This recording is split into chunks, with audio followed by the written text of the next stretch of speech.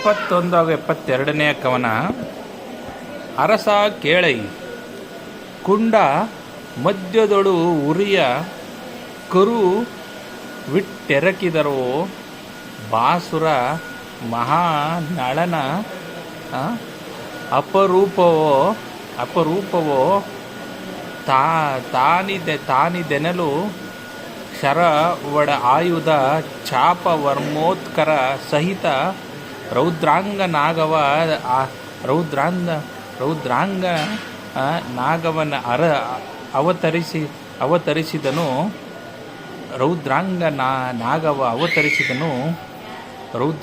ರೌದ್ರಾಂಗವನಾಗಿ ಅವತರಿಸಿದನು.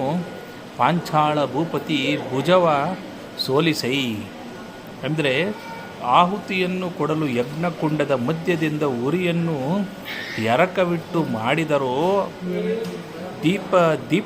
ದೀಪ್ತಿ ತೇಜನಾದ ಯೋಗೀಶ್ವರನ ಇನ್ನೊಂದು ರೂಪವೋ ಎನ್ನುವಂತೆ ಬಿಲ್ಲು ಬಾಣ ಕತ್ತಿಗಳನ್ನು ಹಿಡಿದು ಕವಚವನ್ನು ಧರಿಸಿ ಭಯಂಕರ ತೇಜಸ್ವಿಯೂ ಎದ್ದು ಬಂದನು.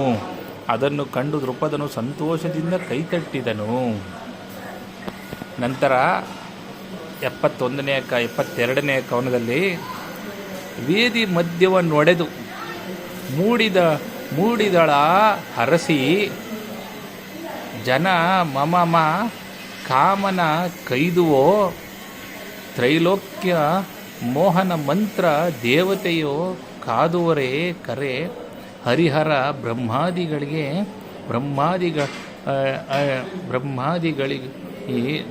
ಗೊರೆ ಎಂಬ ಹೂಂಕೃತಿ ಯಾದುದ ಕಾಮಂಗೆ ಆತ್ಮಜಯ ಜನನದಲ್ಲಿ. ಅಂದರೆ ನಂತರ ವೇದಿಯ ಮಧ್ಯದಿಂದ ಮನ್ಮಥನ ಆಯುಧವೋ 3 ಲೋಕವನ್ನು ಮೋಹಿಸುವ ಮಂತ್ರದ ಅಭಿಮಾನಿ ದೇವತೆಯೋ ಎನ್ನುವಂತೆ ಸುಂದರಿಯಾದ ಮಗಳು ಎದ್ದು ಬಂದಳು.